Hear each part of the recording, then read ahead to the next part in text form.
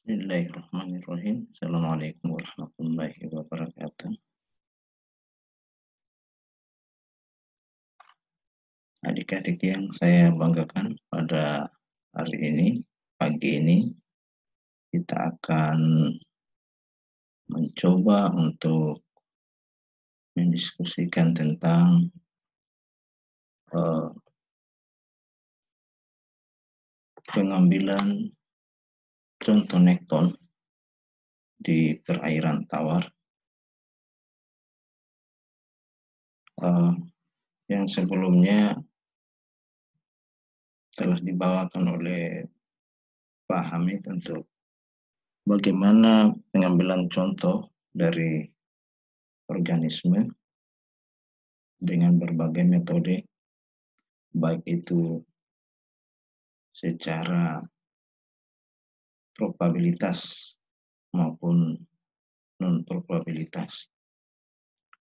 Nah, untuk pengambilan contoh nekton di perairan tawar, itu umumnya kita menggunakan teknik pengambilan yang probabilitas. Ya, probabilitas.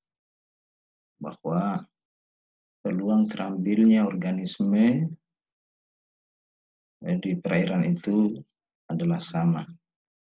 Ya, jadi setiap organisme mempunyai peluang untuk terambilnya, ya, terambil dengan jumlah yang sama, ya. Baik. Jadi saya ulangi kembali bahwa probabilitas itu dia beberapa contoh-contohnya, diantaranya adalah seperti random, ya, stratified, ya. Itu bentuk-bentuk daripada model pengambilan contoh yang probabilitas. Jadi peluang terambilnya, ya, sama. Nah, baik, pada kesempatan ini kita akan membahas tentang nekton. Nekton itu apa?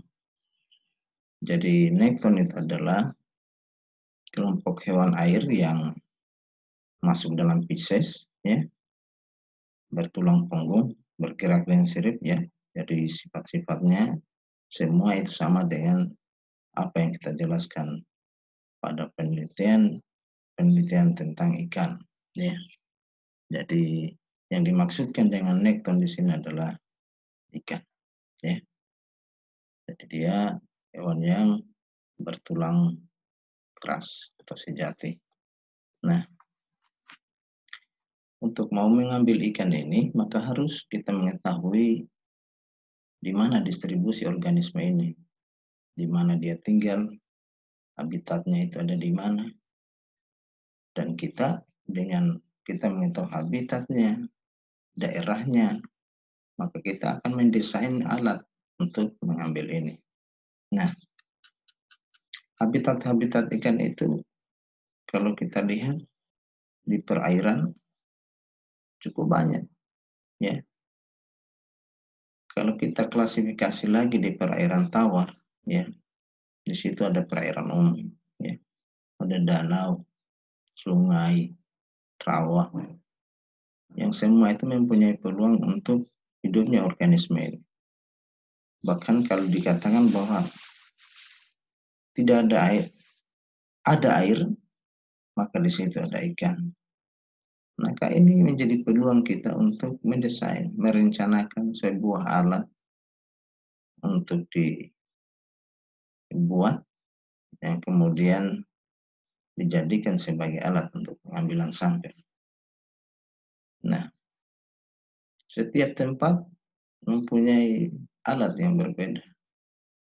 Bagaimana alat yang digunakan, yang umum digunakan di daerah danau, itu akan berbeda juga dengan daerah sungai yang keras, yang deras. Bagaimana pula dengan alat yang digunakan di rawa. Ya. Jadi semua ini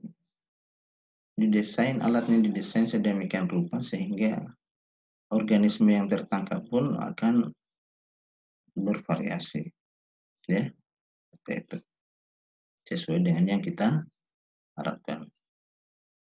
Nah, itu dari habitatnya. Bagaimana pula dengan ikan dari ukurannya, baik itu yang larva, kemudian itu ikan yang besar, sudah tentu alatnya akan didesain sedemikian rupa sehingga alat tersebut bisa menangkap ukuran yang kita inginkan. Nah, ini semua akan berbeda-beda pada setiap tempat. Baik, sebelum kita jauh melangkah, maka di dalam pengambilan sampel, kita harus memikirkan betul di mana kita harus mengambil seperti yang saya katakan tadi. Anggaplah pengambilan contohnya. Jadi sebelum kita ambil sampel tadi, itu kita coba buat dulu sketsa habitatnya, di mana kira-kira habitat organisme ini. Ya.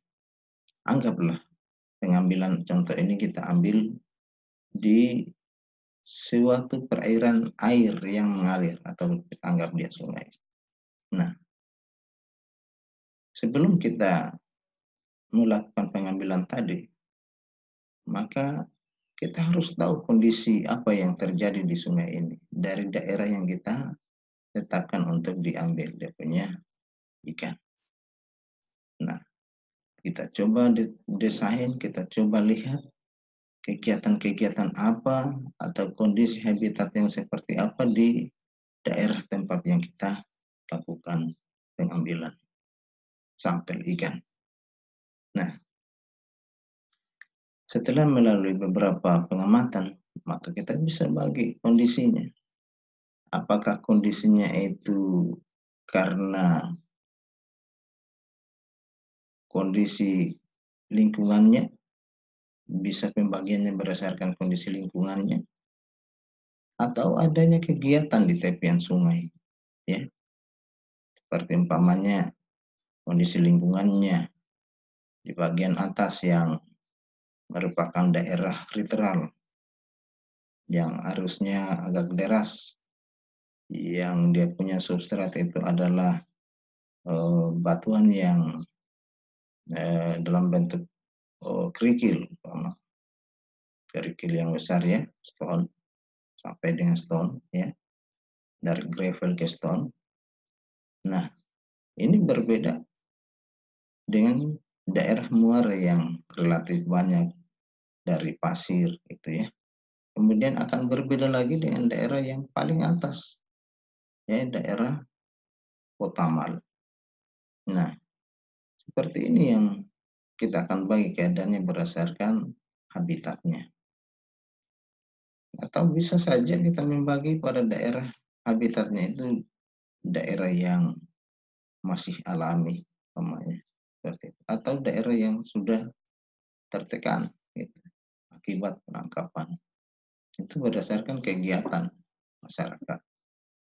Nah, kalau begitu model pembagiannya, maka pengambilan contoh itu dianggap sebagai stratified, ya, stratified. Jadi kita sudah kelompokkan berdasarkan stratifikasinya. Ada yang tertekan kuat, yang tertekan besar terhadap tekanan penangkapan, kemudian tertekan sedang dan yang rendah atau yang tidak sama sekali. Nah, itu berarti dia stratified atau berdasarkan aktivitas kegiatan manusia, ya. Daerah yang tekanan limbahnya tinggi, buangan masyarakat besar, situ. Yang sedang dan yang rendah. Juga bisa kita lakukan seperti demikian. Itu di sungai. Nah, setelah kita membagi daerah-daerah tersebut, kemudian kita melakukan teknik pengambilannya, ya. Contoh tadi dengan setelah di stratified maka direndam, ya, direndam, yakni diacak sampling yang diambil. Nah, mungkin kita mengambil dari 9 kali pengambilan, kita mengambil berapa? Dari 9 itu dua kali dalam setiap pengambilan. Nah, diacaklah nilai-nilai mana kira-kira dari penempatan tempat tadi. Seperti bagian atas ini bisa kita lihat. Ya, ini bagian atas. Nah, dari 9 ini kita acak, maka muncullah nomor 3 dan nomor 4. Nah, itulah yang kita ambil daerahnya untuk pengambilan. Demikian pula di daerah sini dan daerah bawah. Nah, seperti itu keadaannya ketika kita melakukan pengambilan. Contoh stratified random sampling, ya. Jadi kita kelompokkan berdasarkan eh, kegiatannya tadi, tertekan kuat, sedang, ataupun yang rendah. Nah, kemudian kita pilih di bagian mana kira-kira yang kita ambil, punya sampling dari 9 pengambilan tadi, gitu, ya. Seperti itu keadaannya. Nah, tentulah di dalam pengambilan ini harus dipikirkan agar variasi tempat yang kita ambil itu betul-betul bisa mewakili semua keadaan habitatnya. Seperti itu, ya. Nah, kemudian demikian pula di daerah yang relatif tenang seperti danau, bisa saja kita membaginya berdasarkan daerah yang di pinggir, daerah tengah, ya. Kalau kita lihat radiusnya, nah seperti itu. Kemudian kita coba sampling di bagian pinggir dan bagian tengah perairan danau. Atau berdasarkan kedalaman, juga demikian bisa dibagi seperti itu. Tergantung seperti apa data yang kita inginkan. Mungkin melihat sebaran nekton, ya, distribusi nekton di suatu tempat, ya, bagaimana jenis-jenis, apakah ada variasi nekton di bagian pinggir, apakah sama dengan yang di bagian tengah perairan. Nah, demikian. Apakah ukuran nekton yang ada di pinggir sama dengan ukuran nekton yang ada di tengah perairan? Untuk membuktikan ini, maka kita bisa melakukan sampling seperti dengan membagi tempat yang kita inginkan. Demikian, ya. Baik, dalam pengambilan contoh ini banyak alat yang kita gunakan, dan ini seperti yang saya katakan di awal tadi, bahwa kita harus sesuaikan dengan habitat, keberadaan, dan sifat hidup ikan, ya. Nah, seperti apa ikan yang kita mau ambil. Nah, alat-alat yang kita gunakan ini sebenarnya hampir tidak berbeda jauh juga dengan pengambilan contoh nekton yang ada di laut. Karena semua alat yang kita gunakan itu juga biasa digunakan di perairan laut. Nah, beberapa alat yang kita gunakan ini yang kita coba lihat itu seperti jaring insang, ya, yang digunakan untuk percobaan, namanya eksperimental gillnet. Nah, jaring ini biasa digunakan di dalam penelitian-penelitian, ya, namanya juga eksperimental, ya, yang mempunyai mata jaring yang berbeda-beda. Jadi ada mata jaringnya yang kita mau lihat dari ukuran 2 sampai 10. Nah, biasa kita menggunakan ini untuk melihat kombinasi ukuran ikan yang tertangkap. Yang kita harapkan sebenarnya semua ikan yang kita tangkap itu mewakili semua kelas ukuran, ya. Sehingga penelitian-penelitian ini biasa digunakan untuk melihat ukuran ikan yang akan kita tangkap. Nah, atau penelitian-penelitian dinamika populasi yang mengharapkan semua ukuran ikan itu bisa kita dapatkan untuk melihat bagaimana pola rekrutmen dari organisme atau populasi ikan. Nah, sehingga kita menggunakan alat ini tadi dari berbagai macam ukuran. Nah, pemasangan jaring ini itu kadang-kadang dia tegak lurus pantai atau sejajar, ya. Baik tegak lurus sungai ataupun sejajar sungai, ya. Nah, biasanya dipasang dekat permukaan atau dasar permukaan, ya. Jadi dia menggantung gitu. Nah, sesuai dengan sifat ikan yang berwaris. Jadi dipasang untuk ikan-ikan yang mengalami pergerakan gitu. Jadi dengan melihat sifat ikan yang bergerak seperti ini, ya, maka dia menghadang ikan. Jadi alat ini sifatnya dia statis, ya, di tempat, ya, di tempat. Nah, pemasangan biasa dilakukan dari sore, kemudian pagi diambil atau siang. Nah, sehingga semua ikan-ikan yang tadinya itu bergerak pada saat pagi, sore harinya kembali, ini bisa tertangkap dengan alat ini. Seperti itu ya.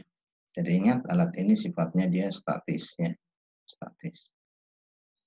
Nah, ini bentuk ikan yang bentuk alat yang kita sebutkan tadi. Jadi ada beberapa lembar tadi ya dipasang.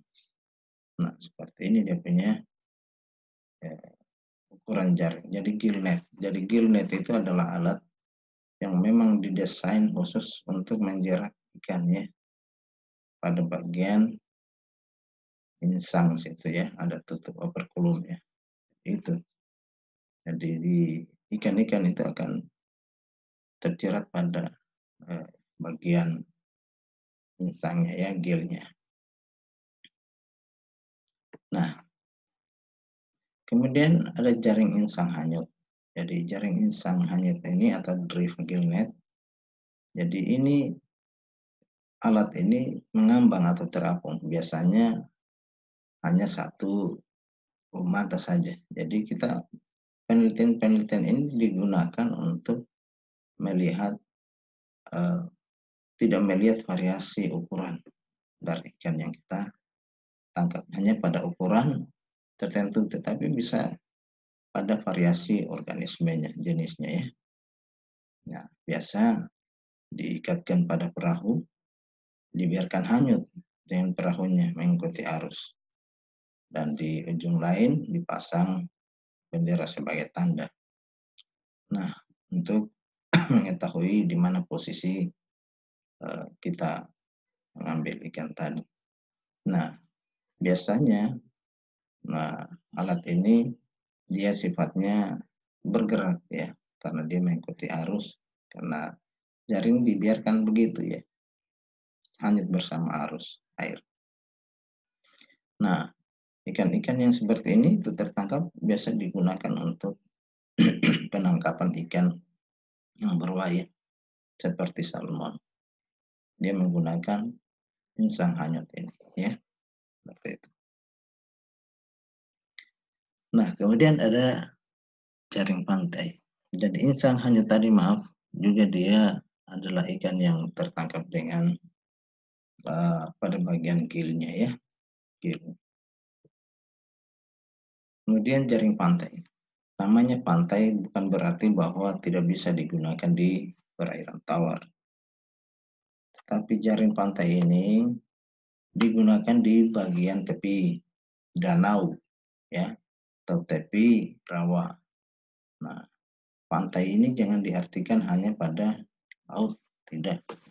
Danau juga punya pantai gitu ya. Jadi punya tepi. Jadi alat ini mempunyai tangan atau sayap ya. Jadi tangannya, sayapnya inilah yang menjadi kendali gitu ya. Dan kemudian badannya yang berbentuk kantung, modelnya seperti kantong ya. Jaring sayap lebih besar daripada mata jaring kantung. Artinya bahwa jaring kantong ini menjadi daerah pengambilan ketika kita mengambil ikan tadi. Jadi mirip trawl. Trawl itu jaring kantongnya sangat kecil, akan jaring sayapnya itu lebih besar. Dan disinilah jaring kantong menjadi daerah bunuhan dia, ya. Tempatnya dia tetap kita bisa mengambil. Nah, ada tali ris ya untuk menjadi kendali untuk menarik pada saat kita akan menariknya. Nah, jaring ini karena dia adalah namanya pantai, maka bisa dikendalikan dari tepi pantai atau dari sungai, tepi sungai atau dari tepi danau. Dengan kita memegang satu tali ya, sedangkan tali yang lain itu ditarik ke tengah melingkar ya ke pantai. Kemudian tali sayap ditarik ke pantai ya, supaya jaring bergerak lancar. Nah, bisa saja salah satu seseorang turun ke air mengikuti jaring untuk menjaga jangan sampai jaring tadi tersangkut. Nah, ini contoh daripada jaring pantai yang kita lihat untuk pengambilan ikan di danau, sungai ya, seperti jadi dia bisa diarahkan dari tepi pantai gitu ya. Baik. Kemudian ada jaring puntal. Jadi jaring puntal ini dinamakan dentremel. Jadi ikan yang masuk itu sebenarnya ada 3 bentuk. Ada yang masuk dengan cara tadi dia tersangkut dia punya gil, kemudian ada yang terjerat, ada yang terpuntal. Jadi dia itu membelit ya. Jadi dia sehingga ikan ini seperti ini keadaannya. Dia masuk ya, ikannya ini masuk. Pada akhirnya dia terpuntal seperti ini. Dia tergulung gitu ya. Ya, ada di dalam ikannya ya. Masuk di dalam jaring. Nah, bentuknya seperti gillnet, tapi jaring lapis luarnya lebih besar daripada yang tengah ya. Jadi luarnya itu agak besar, punya ukuran. Nah, kemudian bagian tengahnya lebih kecil. Bahan jaringnya ini dari monofilamen. Dan pemasangannya juga dekat permukaan atau dasar ya, tergantung sifat dari rupaya ikan ya. Nah, ikan-ikan target akan terbelit pada jaring tersebut. Jadi prinsipnya dia sama dengan gillnet untuk tempat pemasangannya. Jadi dia bisa saja dipasang sejajar ataupun searah, bisa juga dengan dia membentang gitu ya. Nah, kemudian hanya dalam proses tertangkapnya ikan itu saja yang berbeda. Satu terpuntal, satu dia terjerat dia punya insangnya ya. Seperti itu. Kemudian ada sero ya, deep net. Nah, sero ini macam-macam bentuknya ya. Nah, tergantung dari ikan atau apa yang kita mau ambil. Nah, umumnya sero ini dioperasikan oleh seseorang begitu ya. Satu di tepian pantai atau di tepian sungai atau di tepian danau. Nah, biasanya ukuran sero itu lebih kecil dan ikan-ikan yang diambil juga adalah ikan-ikan yang ukurannya tidak besar ya. Nah, biasa ikan-ikan itu dengan kondisi yang bergerombol, nah, itu memudahkan mengambil dengan alat ini. Dan biasanya penggunaan serok ini itu pada daerah-daerah yang tidak bisa dijangkau dengan alat-alat yang kita sebutkan sebelumnya. Nah, biasanya alat ini itu dioperasikan pada daerah akar-akar tumbuhan, kemudian di situ banyak rumput ya. Nah, yang menyebabkan susahnya alat lain dioperasikan. Dengan seser tinggal diciduk saja seperti itu ya. Nah, biasanya anak-anak ikan bisa diambil dengan menggunakan alat ini. Nah, atau di bagian-bagian daerah batuan ya yang susah masuknya alat lain. Nah, alat ini bisa digunakan ya seperti itu. Nah, kemudian jaring lempar.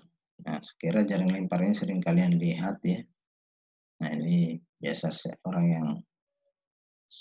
yang operasikan dilempar dari bahu operator ya. Biasanya posisinya seperti itu. Nah, biasa di perairan danau atau daerah situ ya, perairan ya.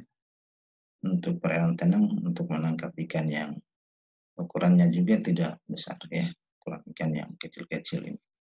Jadi mereka melempar jaringnya tetapi dikendalikan oleh tali ris. Jadi ada tali yang dipegang, ketika alat ini dilempar, dia akan menutupi semua ikan yang ada dan tali risnya ditarik dan ikan tadi akan terkumpul di dalam jaring ini. Dan umumnya pengambilan ikan seperti ini di dilihat sebelumnya diamati dulu posisi ikan berada di mana, dan kemudian saat dilempar maka ikan tadi terkurung di dalam jaring gitu ya. Kemudian ada jaring insang kantung.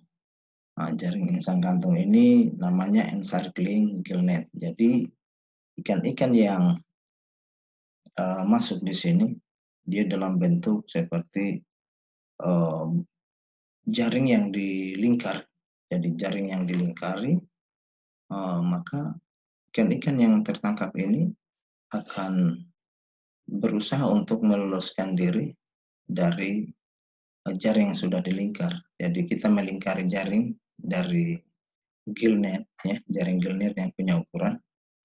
Nah, ikan-ikan yang ukurannya bisa diambil yang sesuai dengan ukuran daripada mata jaring, dia akan tertangkap ya, dia akan tertangkap pada jaring tersebut.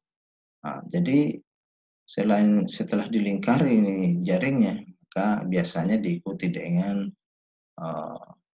nelayan tadi akan memukul-mukul air sehingga ikan akan bergerak ke segala arah. Dengan demikian, maka mereka akan menabrak jaring. Dalam posisi menabrak jaring inilah, maka ikan tadi dia akan terjerat pada insangnya. Seperti itu ya. Dia lingkari dulu, kemudian dia takut-takuti ikan dengan memukul-mukul air ya, sehingga ikan akan bergerak ke segala arah dan menabrak jaring. Dan biasanya penggunaan ini untuk pada daerah-daerah yang perairan danau ya, atau yang tenang seperti itu.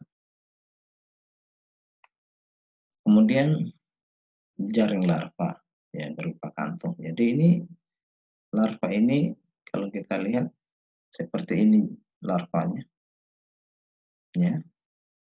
Maka bentuk jaringnya mirip sekali dengan plankton net ya. Tetapi ukurannya kadang-kadang lebih besar dari ukuran plankton net. Nah, karena ukurannya larva, maka betul-betul mata jaringnya itu sangat kecil sekali ya. Nah, karena yang kita harapkan yang tertangkap itu adalah larva. Biasanya sebelum pengambilan ini maka diamati dulu daerahnya ya. Daerah hidupnya larva tadi biasa di daerah-daerah yang tenang, kemudian yang banyak rerumputan.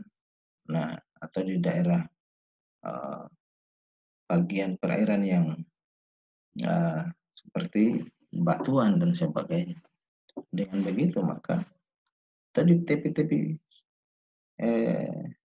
sungai atau tepi danau itu banyak sekali dapatkan larva. Dengan menggunakan alat ini diharapkan larva tadi bisa tertangkap.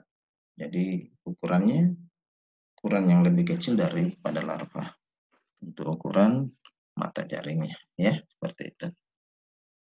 Pada saat diangkat maka air akan mengalir dan larva akan tertahan di dalam jaring tadi. Biasa juga alat ini tidak statis, tetapi dia ditarik ya, tarik dengan motor atau tangan gitu ya, sepanjang pantai. Dan setelah diharapkan cukup maka bisa alat tadi diangkat. Nah, kemudian ya alat yang paling sering kita lihat ya pancing. Jadi pancing ini macam-macam ya bentuknya. Itu dia ya, biasanya pancing ya harus ada pemberat sehingga memudahkan pancingnya akan turun ke tempat yang kita inginkan. Nah, jadi pancing sudah umum ya, biasanya dioperasikan dari tepian pantai ya. boleh juga di tengah kalau kita menggunakan perahu gitu ya. Nah, seperti itu. Pancing ya dihubungkan dengan tali ya, tali pancing yang berupa nilon monofilament.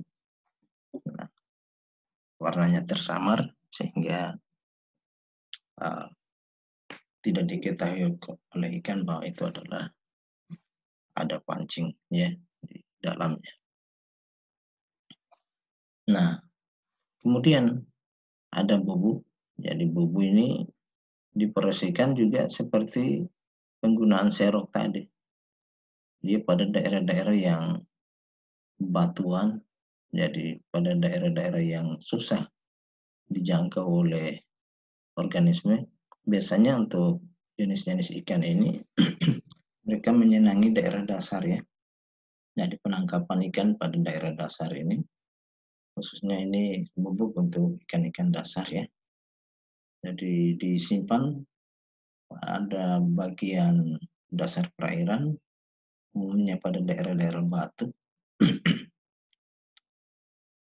Jadi ikannya tadi ditangkap dengan menggunakan bubuk ini ya. Dapat juga di perairan terbuka seperti ini ya, seperti ini. Dengan adanya daerah bunuhan gitu ya, dia mengarahkan ikan tadi ke satu tempat yang kemudian ikan tidak bisa keluar karena adanya jebakan di dalam dan menjadi sangat kecil. Dan ketika ingin keluar dia sudah tidak bisa karena dia masuk pada daerah perangkap. Ya, seperti itu. Bisa masuk, tetap tidak bisa keluar. Nah, itulah yang menjadi prinsip dari bubu ya. Nah, biasanya pemasangannya itu di sore, kemudian kadang-kadang kalau kita itu tujuan penelitiannya untuk mendapatkan organisme tertentu, maka penggunaan umpan itu dipertimbangkan ya, karena umpan itu kadang-kadang menarik organisme tertentu untuk mengambilnya ya. Nah, seperti itu. Jadi di sini mungkin ya harus diperhatikan betul bahwa apakah di dalam penelitian ini umpan menjadi bagian yang bisa mempengaruhi data atau pengambilan atau tidak. Kalau dia tidak mempengaruhi pengambilan data, maka dia boleh digunakan. Nah, yang terakhir adalah penggunaan dari alat tangkap yang namanya electrofishing atau penangkapan dia menggunakan listrik. Nah, ini mengumpulkan ikan umumnya pada perairan mengalir ya. Kita pakai. Walaupun juga beberapa perairan tenang juga digunakan ya. Hanya biasa ini umum digunakan di perairan yang lebih dangkal gitu ya. Dan umumnya kita dapatkan di sungai. Nah, penggunaan alat seperti ini menggunakan listrik ya. Biasanya disimpan di punggung seperti baterai atau aki ya, baterai basah ya. Jadi posisi orang yang mengambil itu ada dua alat ya, ada dua tangkai seperti ini yang ikannya itu berada pada posisi di tengahnya. Nah, sehingga dia akan tersetrum dengan posisi ini. Tapi kalau pada posisi di luar dari orang ini, ikan tadi akan tetap tidak dikena oleh strum. Jadi pada posisi tengah sini ya, seperti itu. Dan berada pada radius dari strum tadi ya. Nah, Jadi untuk penggunaan ini kadang-kadang kalau untuk penelitian yang cukup besar, memang tidak dioperasikan oleh satu orang, biasa menggunakan, seperti ini ya, menggunakan seperti, perahu. Jadi ini adalah alatnya, elektrofishing-nya, dan orang tinggal mengambil saja di daerah ini tadi ya, yang menjadi daerah tangkapannya. Nah, tetapi kalau untuk yang, eee, perairan yang dangkal, itu bisa digunakan seperti ini. Ini agak dalam ya, itu. Dan sumber listriknya cukup kuat. Kalau ini cukup kuat dan bisa membunuh orang ya, seperti itu. Nah, penggunaan-penggunaan alat seperti ini, eee, itu cukup berbahaya kalau kita terus, apa namanya, gunakan karena, tidak hanya organisme target saja yang kita dapatkan, tetapi juga ikan-ikan lain, juga ikut tertangkap dan bahkan semua anak ikan akan tertangkap dan mati dari strum. Dan ini alat ini cukup berbahaya sebenarnya dalam penggunaannya, kecuali atas rekomendasi dari, eee, memang betul-betul kita inginkan, penelitian yang memang organismenya susah untuk ditangkap seperti anguilla ya, itu memang agak susah ditangkap kecuali dengan menggunakan electrofishing ini. Nah, dengan demikian maka, eee, alat seperti ini bisa digunakan, tetapi dengan rekomendasi ya, catatan-catatan. Cukup berbahaya untuk diambil dengan menggunakan alat ini. Saya kira untuk hari ini cukup, eee, semoga apa yang kita bahas pada hari ini, bisa dipahami dengan mudah oleh mahasiswa. Demikian saya tutup dengan ucapan, billahi taufiq wal hidayah. Assalamualaikum warahmatullahi